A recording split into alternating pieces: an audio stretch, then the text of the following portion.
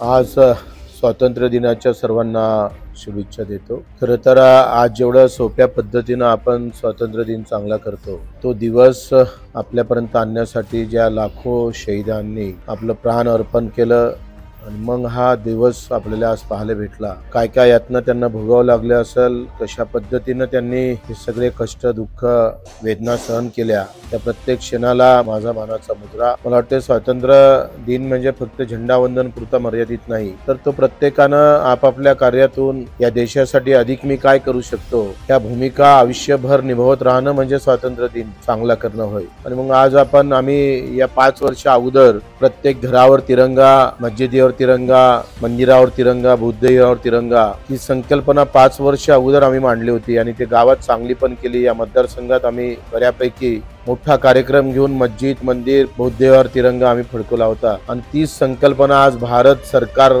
राबवत आहे, याचा खरं तर आनंद आहे। आम्ही केलेली संकल्पना किती मोठी आणि महत्त्वाची होती ते आज आम्हाला इथं स्पष्टपणे दिसत आहे। आणि पुनश्च आपण सर्व हिंदू, मुस्लिम, सिख, ईसाई सर्वांसाठी हा देश माझा आहे, मी देशाचा आहे, अशा प्रवृत्तीनं हा देश मजबूत करण्याचा प्रयत्न करावा, अशा शुभेच्छा देतो।